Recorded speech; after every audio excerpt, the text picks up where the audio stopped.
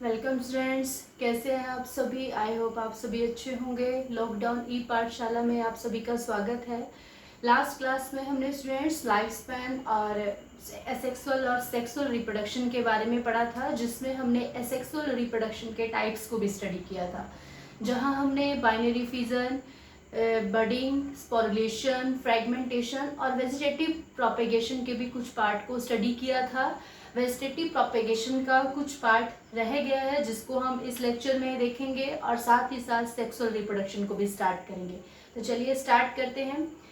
क्या होता है वेजिटेटिव प्रोपेगेशन? वेजिटेटिव प्रोपेगेशन एक असेक्सुअल रिप्रोडक्शन का टाइप है। It is the type of asexual reproduction. It occurs in plants in which new plant grow from the fragment of parent plant। कि इसमें क्या होता है कि सीड को छोड़कर प्लांट का कोई भी पार्ट, चाहे वो स्टेम हो, रूट हो या लीफ हो, नए प्लांट को ग्रो कराती है।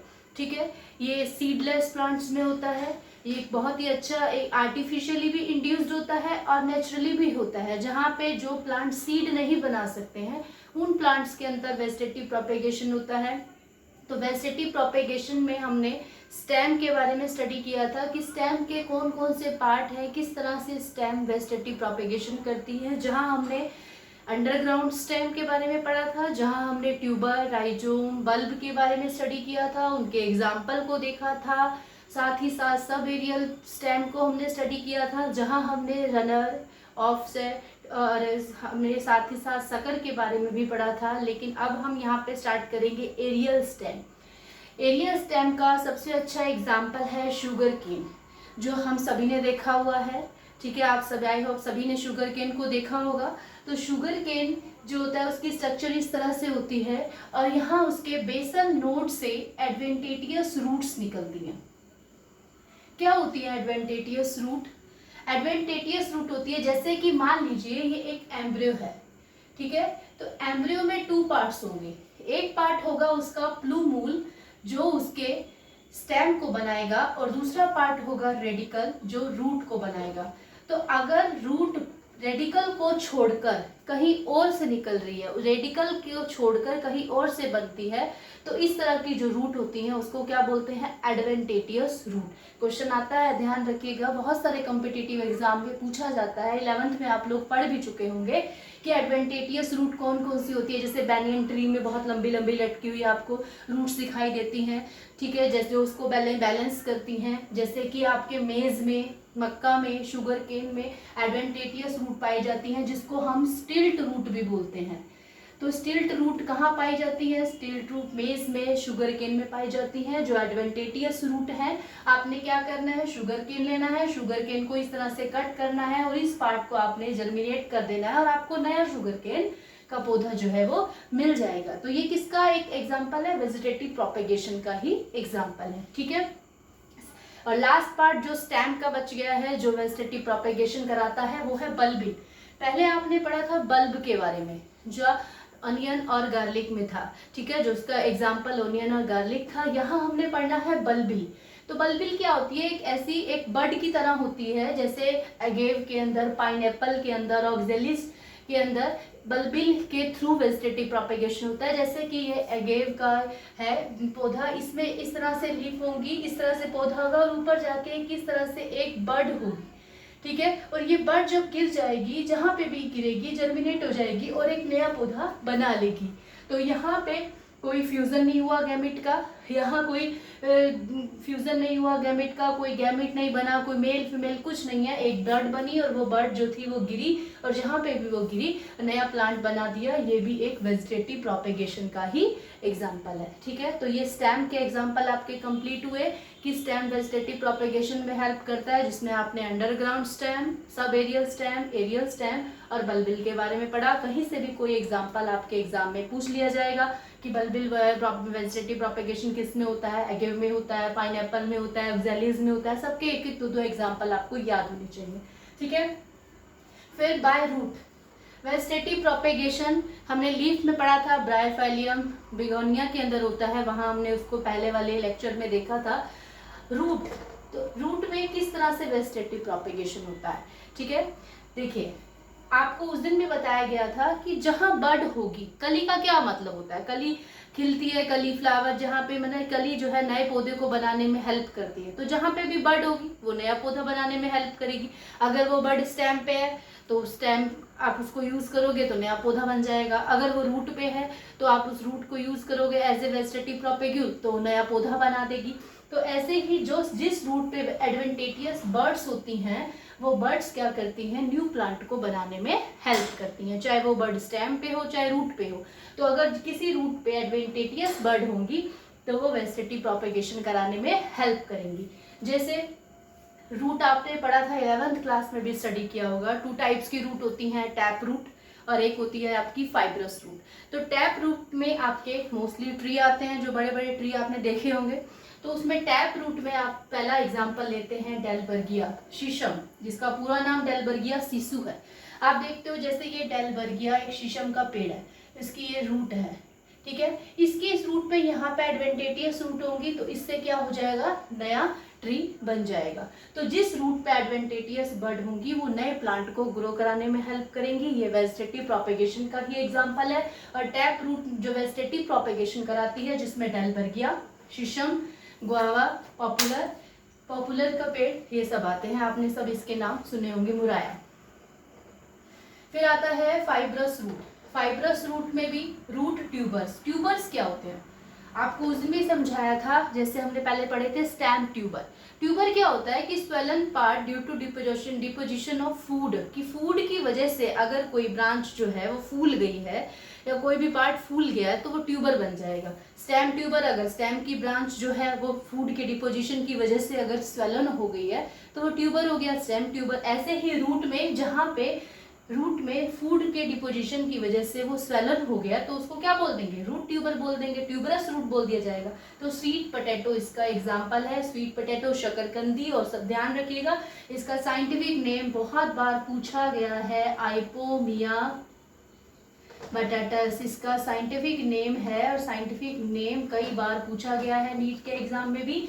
स्वीट पोटैटो जो है ट्यूबरस रूट का एग्जाम्पल है, जिसमें रूट ट्यूबर्स होती हैं, और जहाँ पे फूड का डिपोजिशन उनकी वजह से रूट स्वेलन हो जाती हैं उसको रूट ट्यूबर्स बोलते हैं। ये फ्लैशी रूट्स हैं। डहलिया, एस्पेरेगस भी इसका एग्जाम्पल है। तो ये सब थे वेजिटेटिव प्रोपेगेशन के पार्ट्स, जो वेजिटेटिव प्रोपेगेशन कराने में हेल्प कर रहे थे। पहले हमने स्टेम पढ़ा, फिर लीफ पढ़ा, फिर हमने रूट पढ़ा। चलिए तो अब स्टार्ट करते हैं सेक्सुअल रिप्रोडक्शन। सेक्सुअल रिप्रोडक्शन आपको थोड़ा सा बताया था कि सेक्सुअल रिप्रोडक्शन क्या होता है और सेक्सुअल रिप्रोडक्शन क्या होता है। सेक्सुअल रिप्रोडक्शन के हमने टाइप्स को स्टडी किया था, लेकिन यहाँ हम सेक्सुअल रिप्रोडक्शन को अच्छे से पढ़ेंगे और साथ में उसकी स्टेजेस के बारे में भी डिस्कस करेंगे। चलिए बहुत ध्यान से समझना है सभी को।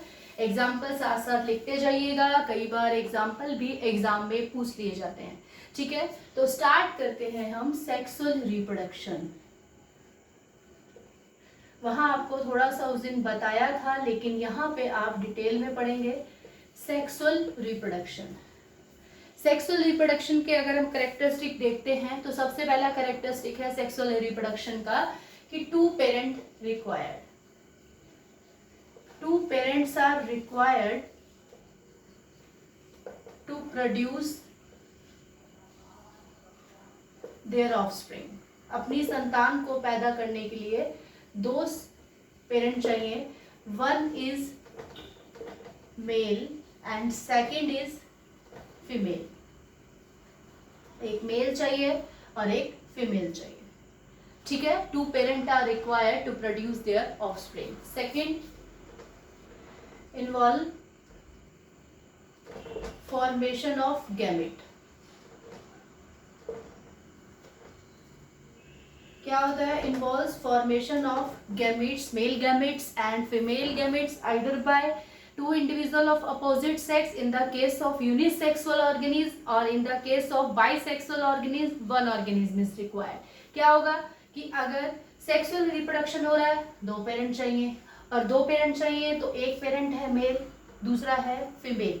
अगर एक मेल है एक फीमेल है, मतलब कि एक ऑर्गेनिज्म है, 1 ऑर्गेनिज्म है जिसमें एक ही सेक्स प्रेजेंट है, या तो मेल या फीमेल, तो इस तरह के ऑर्गेनिज्म के लिए हम क्या वर्ड यूज करते हैं, यूनिसेक्सुअल। तो यूनिसेक्सुअल हो गए तो दो पेरेंट चाहिए जिसमें एक मेल होगा एक फीमेल होगा। मेल से क्या होगा, मेल गैमेट बनेगा जिसको हम बोलते हैं स्पर्म। फीमेल है तो फीमेल से एक गैमेट बनेगा जिसको हम बोलते हैं ओवा। तो formation of gamete it involves formation of gametes either by two parent, either by two individual, कि जहाँ पे गैमेट्स का फॉर्मेशन होता है किसके द्वारा, दो इंडिविजुअल के द्वारा। दो इंडिविजुअल है, एक मेल है और दूसरा फीमेल है। एक केस तो ये बनता है, ये किस केस में है, यूनिसेक्सुअल ऑर्गेनिज्म के केस में। लेकिन ये भी हो सकता है कि formation of gametes either by only single individual in the case of bisexual organism, कि एक ही ऑर्गेनिज्म है जिसमें मेल भी है, मेल पार्ट भी है और फीमेल पार्ट भी है।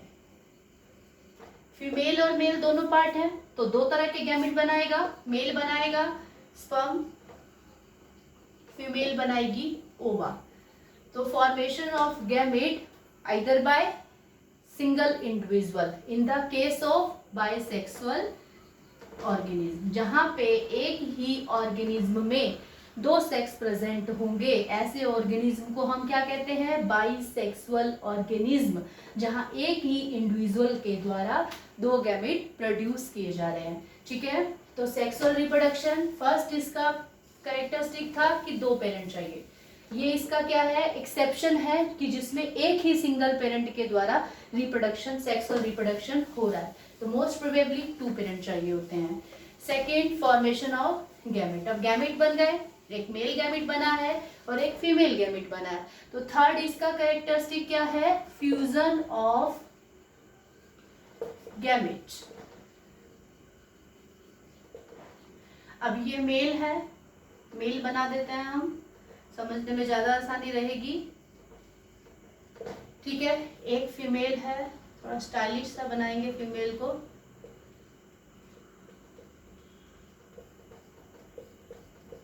ठीक है, एक मेल, दूसरी फीमेल।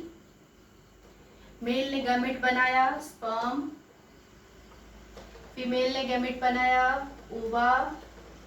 ठीक है, ओवम कुछ भी कह सकते हैं और एग बोल सकते हैं। स्पर्म बन गया, ओवा बन गया। अब क्या होगा, फ्यूजन होगा दोनों का, स्पर्म और ओवा मिलेंगे इंटरकोर्स के दौरान, तो क्या बन जाएगा, जाइगोट। तो third point is fusion of gamete.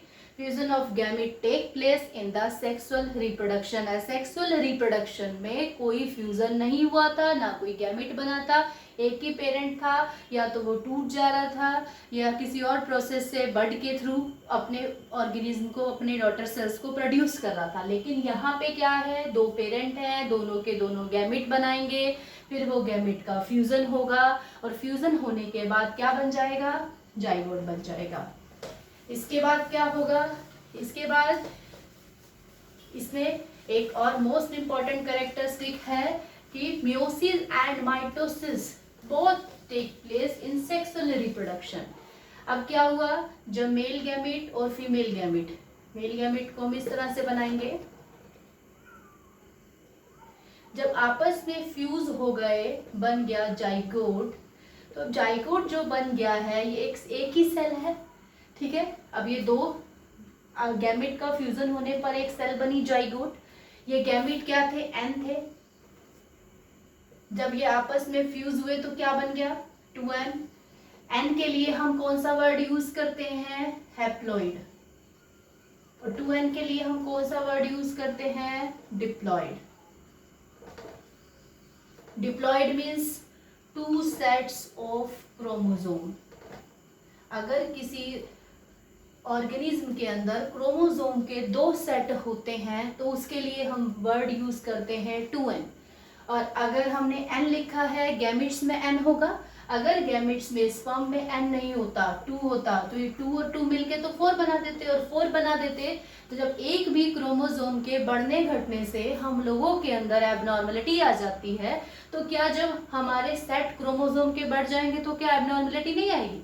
तो ये गैमेट्स के अंदर एन कंडीशन होती है और एन और एन जुड़कर क्या बना लेते हैं, 2n बना लेते हैं। एक सेट जो क्रोमोसोम का है वो कहाँ से आता है, क्रोमोसोम का एक सेट आता है मेल से, दूसरा सेट जो होगा वो सेकंड सेट कहाँ से आएगा, फीमेल से आएगा। और एक सेट क्रोमोसोम का मेल से, आधे करेक्टर मेल के, आधे करेक्टर फादर के, हाफ करेक्टर मदर के, जब एक इंडिविजुअल के अंदर जाएंगे तो क्या बन जाएगा, 2n बन जाएगा। तो उस बच्चे के अंदर क्या है, दोनों फैमिली के करेक्टर होंगे। इसीलिए हम कह सकते हैं कि सेक्सुअल रिप्रोडक्शन में बनने वाली संतान अपने माता पिता की एग्जैक्ट कॉपी नहीं होती है, क्योंकि हाफ करेक्टर मेल के आए हैं उसके अंदर फादर की फैमिली के आए हैं, फादर के आए हैं, हाफ करेक्टर उसके अंदर मदर फैमिली के आए हैं। और जब फ्यूजन हुआ गैमीट्स का तो बन गया जाइगोट, जिसमें दोनों के करेक्टर आए हैं। जब दोनों के करेक्टर आए हैं तो एक जैसा तो हो नहीं सकती संतान, तो इसलिए बोल सकते हैं हम कि offspring are not identical to their parent in the sexual reproduction. ठीक है, एक मोस्ट इंपॉर्टेंट और चीज मियोसिस और माइटोसिस की बात करते हैं। आप सभी ने 11th क्लास में सेल डिवीजन पढ़ा था। सेल डिवीजन में आपने पढ़ा था 2 टाइप्स का सेल डिवीजन होता है, एक हमारा होता है माइटोसिस और दूसरा होता है मियोसिस। मियोसिस माइटोसिस जो होता है जिसको हम क्या बोलते हैं, इक्वेशनल डिवीजन, और एक होता है हमारा मियोसिस। मियोसिस के हम क्या बोलते हैं, रिडक्शनल डिवीजन। एक बार सभी रिवाइज कर लेते हैं क्या होता है। मियोसिस में क्या होता है, एक सेल होती है, एक सेल कितने 4 डॉटर सेल्स प्रोड्यूस करती है, और जो 4 डॉटर सेल प्रोड्यूस करती है ये 2n होती है, अपने क्रोमोसोम को डबल करेगी, डबल करने के बाद 4n हो गई और एक एक n सबको दे देगी। तो यहाँ पे ये किसको हम रिडक्शनल क्यों बोलते हैं कि नंबर ऑफ क्रोमोसोम जो जाते हैं इस मियोसिस में हाफ हो जाते हैं। यहाँ 2n था, 2 सेट थे क्रोमोसोम के, लेकिन अब ये जो डॉटर सेल्स बनी इसमें कितने n है, एक, ओनली 1 सेट ऑफ क्रोमोसोम। तो इसलिए इसका क्या है, इस डिवीजन का नाम क्या है, रिडक्शनल डिवीजन। जब एक ऑर्गेनिज्म होगा, चाहे वो मेल हो चाहे वो फीमेल हो, जब वो क्या बनाएगा, गैमीट बनाएगा। गैमीट बनाएगा क्योंकि गैमीट के अंदर क्या होता है, एन होता है, तो इसलिए जब गैमीट फॉर्मेशन के समय उसके अंदर कौन सा डिवीजन होगा, मियोसिस। मियोसिस के थ्रू मेल या फीमेल गैमेट डिवीजन करके गैमेट को प्रोड्यूस कर देंगे। और माइटोसिस कब होगा, माइटोसिस को हम क्या बोलते हैं, इक्वेशनल डिवीजन। एक सेल है, उसके अंदर उसने अपने क्रोमोसोम को डबल किया, डबल करने के बाद 2 सेल बना दी, in which 2 daughter cells are produce and number of chromosome remain same. 2n था, 4n करके 2 बांट दिए, 2n हो गया। तो इस डिवीजन को क्या बोलते हैं, इक्वेशनल डिवीजन। तो जब गैमेट का फ्यूजन हो जाएगा, तो गैमेट के फ्यूजन होने के बाद 2 गैमेट हैं, फ्यूज हुए, फ्यूजन होने के बाद जो जाइगोट बनता है, वो जाइगोट के अंदर माइटोसिस डिवीजन होता है, और जाइगोट डिवीजन करके बहुत सारी सेल बनाएगा, और वो सेल डिवीजन डिवाइड करेगा, डिवाइड होती जाएंगी, सेल का नंबर बढ़ता जाएगा, फिर सेल का डिफरेंशिएशन होगा, सेल बहुत सारे टिश्यू बनाएगा, टिश्यू से ऑर्गन बनाएगा, ऑर्गन से ऑर्गन सिस्टम बनाएगा, और फिर पूरी बॉडी का निर्माण कर देगा। तो इसीलिए सेक्सुअल डिवीजन में दोनों तरह की डिवीजन होते हैं। मियोसिस तो होगा गैमेट फॉर्मेशन के टाइम पे, और जबकि माइटोसिस होगा जब जाइगोट बन जाएगा अपने सेल के नंबर को इंक्रीज करने में, ताकि हमारी बॉडी का डेवलपमेंट वो आसानी से कर सके। आई होप सभी को समझ में आया होगा कि सेक्सुअल रिप्रोडक्शन क्या होता है और सेक्सुअल रिप्रोडक्शन में क्या होता है। सेक्सुअल रिप्रोडक्शन आपका कंप्लीट हो चुका है, सेक्सुअल रिप्रोडक्शन हमने स्टार्ट किया है। अब हम यहाँ पे स्टार्ट करेंगे स्टेजेस इन सेक्सुअल रिप्रोडक्शन।